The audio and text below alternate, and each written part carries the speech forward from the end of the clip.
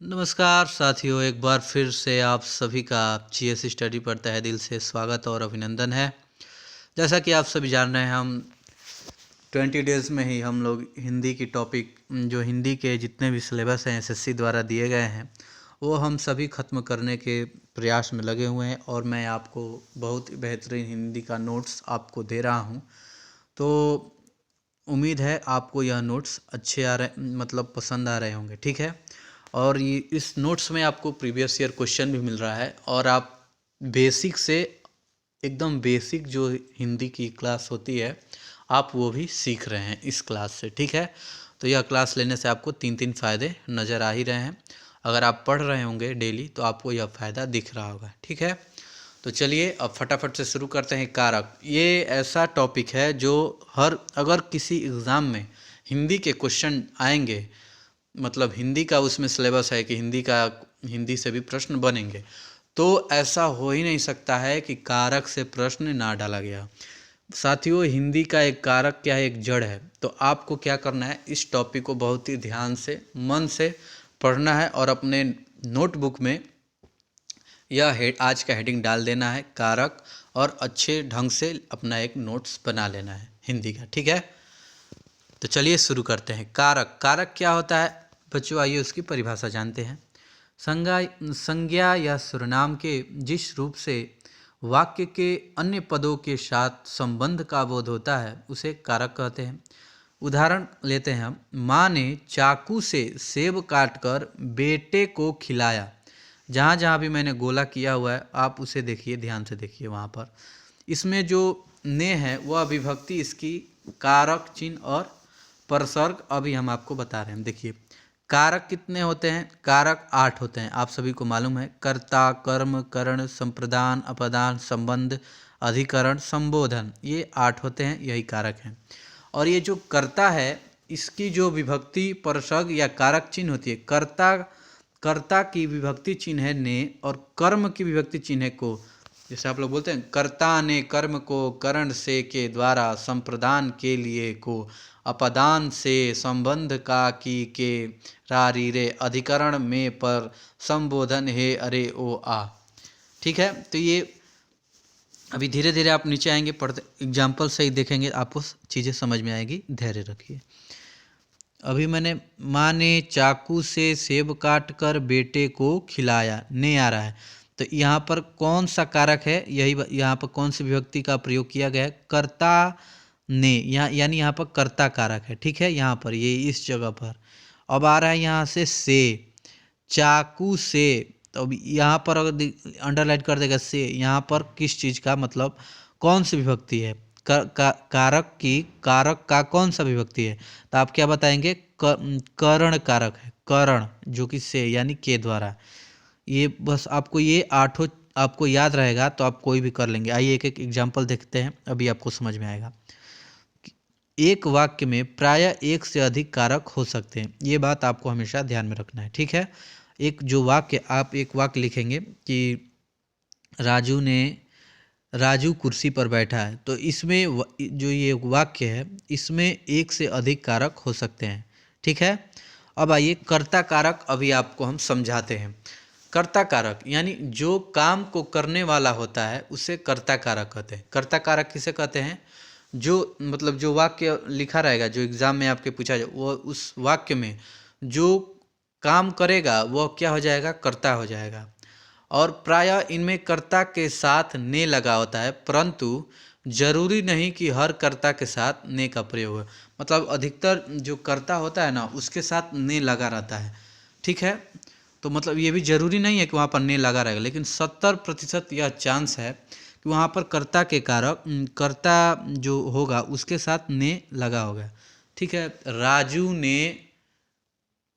ने पाठ पढ़ाया, तो राजू ने यानी यहाँ पर कर्ता कौन है, राजू, यानी राजू ने पाठ पढ़ाया, यानी राजू ने ही पाठ पढ़ाया, राजू ने अपना काम किया है, तो राजू के साथ ने लगा है, समझ रहे हैं आप। अब आइए दूसरा उदाहरण देखिए, अभी आपको चीज़ें क्लियर हो जाएंगी।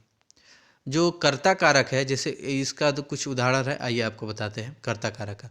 मोहन ने खाना खाया, तो इसमें जो ने लगा है ना, ये कर्ता कारक है। सीता ने 8वीं कक्षा पास कर ली, ने, यह भी कर्ता कारक हो गया।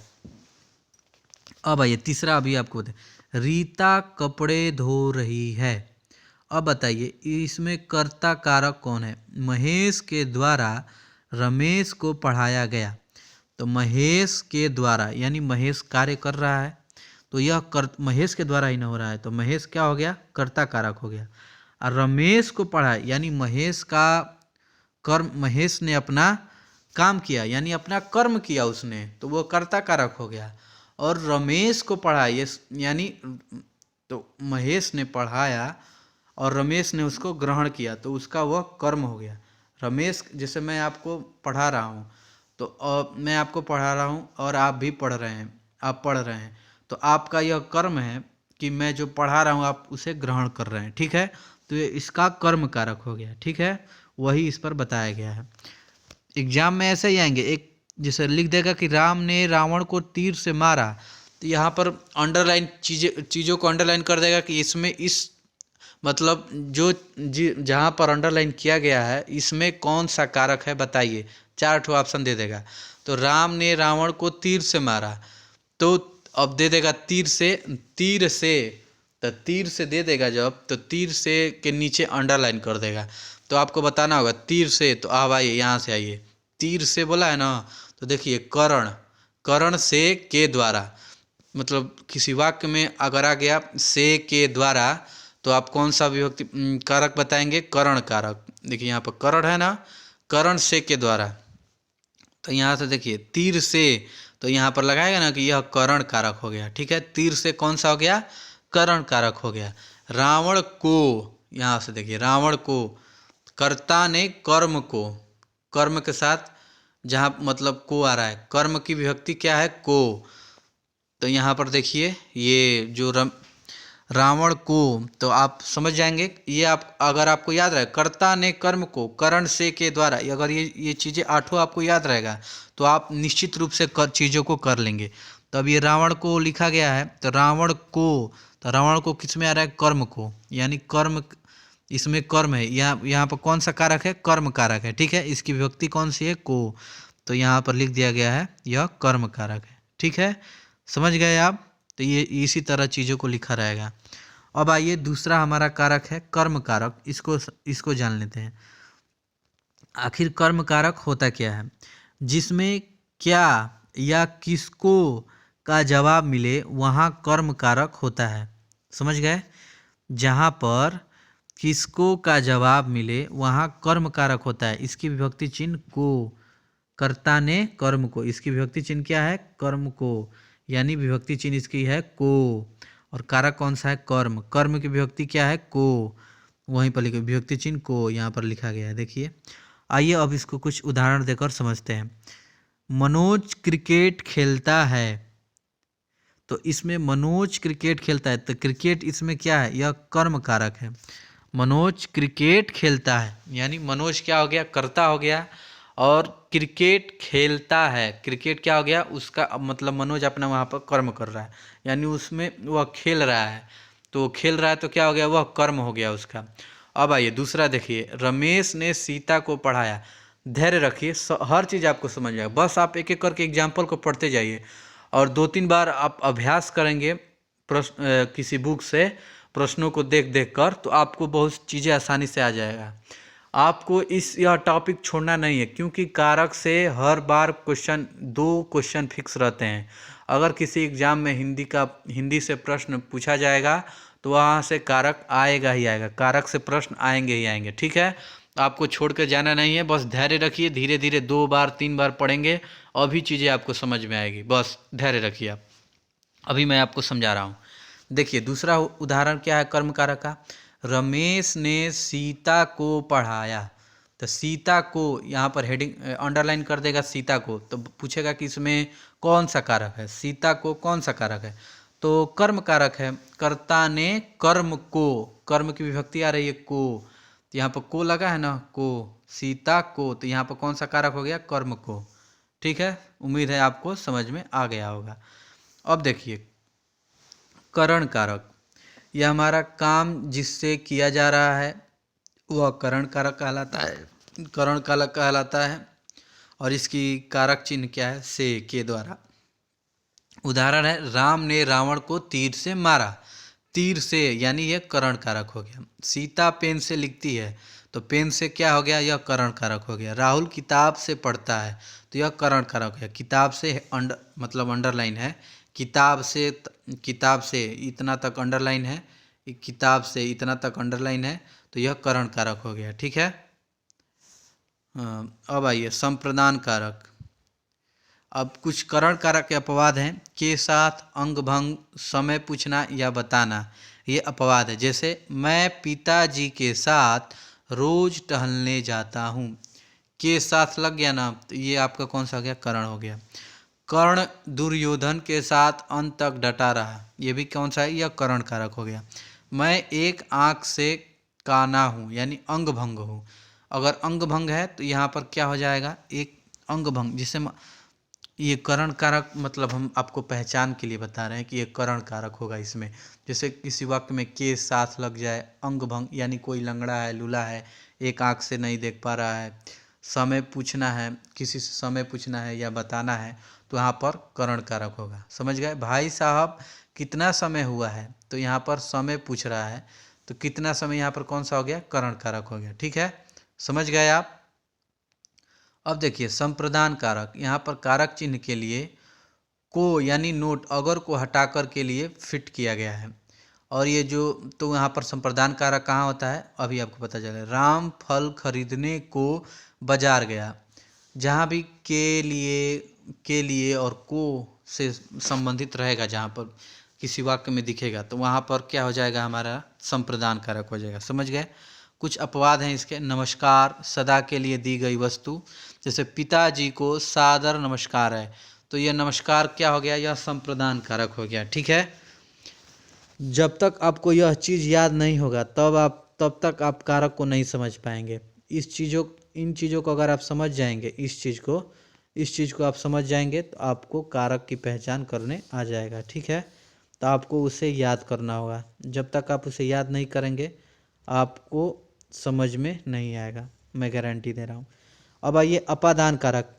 इसमें से का प्रयोग अलग होने के अर्थ में होता है। जैसे गंगा हिमालय से निकलती है, बिल्ली छत से कूद गई, पेड़ से पत्ते गिरते हैं।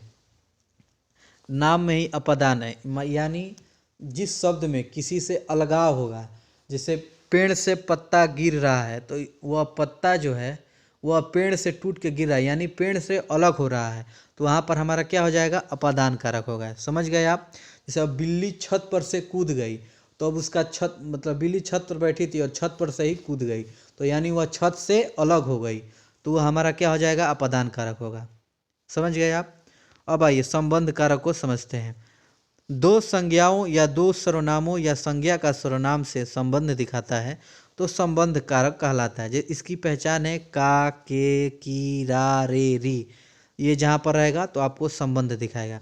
यानी जैसे आपका और मेरा संबंध कहीं कुछ दिखाया जाएगा, आप कोई अगर वो वाक्य पढ़ेंगे, उस वाक्य में आपको यानी संबंध आपको मतलब स्पष्ट रूप से दिखेगा कि हाँ, ये मैं जो वाक्य पढ़ रहा हूँ इसमें एक दूसरे से संबंध बताया जा रहा है। ठीक है। तो वहाँ पर संबंध कारक होगा। जैसे आपके लिए एक उदाहरण है, मैंने धोबी को कपड़े दिए, तो ये आपका क्या हो गया? संबंध कारक हो गया। यानी आपने धोबी को कपड़े दिए हैं, उसका उससे संबंध है। जब वस्तु सदा के लिए न दी जाए। और रमेश ने मोची को जूते दिए, तो रमेश ने मोची को जूते दिए हैं, सदा के लिए नहीं ना जूते दिए हैं। मतलब फटे होटे होंगे तो सिलवाने के लिए दे दिया होगा कि फिर वो जब वो सिल लेगा तो उसे वापस कर देगा। तो ये चीज़ भी आपको दिमाग में रखना है। अगर किसी चीज़ को हम दे रहे हैं, किसी को दे रहे हैं, फिर हमें वह चीज़ को ले लेना है, तो वहाँ पर कौन सा होगा? संबंध कारक होगा। ध्यान में रहेगा आपको यह बात? हाँ, ठीक है। अब आइए अधिकरण कारक। इसकी पहचान है में और पर। यहाँ से अभी आपको अपादान में और अधिकरण कारक में कितना अंतर है अभी मैं आपको स्पष्ट कर दे रहा हूँ। इन दोनों में लड़के कंफ्यूज रहते हैं। जहाँ पर किसी स्थान के साथ संज्ञा या सर्वनाम का संबंध हो, वहाँ पर अधिकरण कारक होता है। आइए कुछ उदाहरण। जैसे बिल्ली छत पर बैठी है, पर बैठी है यानी छत पर बैठी है, यानी ये जो छत बना है उसके ऊपर न बैठी है, तो वहाँ पर क्या हो जाएगा, अधिकरण हो गया। और आपके कपड़े अलमारी में रखे हैं, तो वहाँ पर अधिकरण, जैसे अलमारी आपके घर में एक अलमारी होगा, उस अलमारी में कपड़े रखे गए हैं, तो उसके मतलब अधिकरण मतलब उसके स्थान पर रखे, मतलब उसके सपोर्ट द्वारा रखा गया है ना। अगर वो अलमारी ना रहती तो वहाँ पर वो कपड़ा मतलब ठीक रुकता नहीं ना, ठहरता नहीं, नीचे गिर जाता। उस वही बात बताया जा रहा है। मैं आज पार्टी में समय पर उपस्थित हूँ। समय पर, देखिए इसका में और पर जहाँ भी रहेगा वहाँ पर अधिकरण कारक होगा। चीज़ों को आप समझ जाएंगे तो आपके लिए। अब उसी तरह है हमारा संबोधन कारक, जो भाव को प्रकट करे, हाय, वाह, हे, रिये, ये सब हमारा संबोधन कारक है। हाय मेरी तो मती मारी गई, यहाँ पर संबोधन, वाह तेरे तो मज़े आ गए, ओह क्या कमाल का लड़का है, अरे गीता भाग गई, यहाँ पर ये संबोधन बताया जा रहा है, तो ये हमारा संबोधन कारक है। ठीक है, तो चलिए अब मिलेंगे आपसे नेक्स्ट वीडियो में। तब तक के लिए आपके लिए कार्य है, आपको यह कारक याद कर लेना है। ठीक है, तो चलिए मिलते हैं आपसे नेक्स्ट वीडियो में। जय हिंद, जय भारत। जाने से पहले फिर से कारक की जो विभक्ति है आपको याद कर लेनी है, 8 हो। ठीक है, तभी आप कारक के प्रश्न हल कर पाएंगे। ठीक है साथियों, अगर वीडियो अच्छा लगा हो तो फटाफट से लाइक कर देना और अपने दोस्तों के साथ शेयर कर देना। जय हिंद, जय भारत।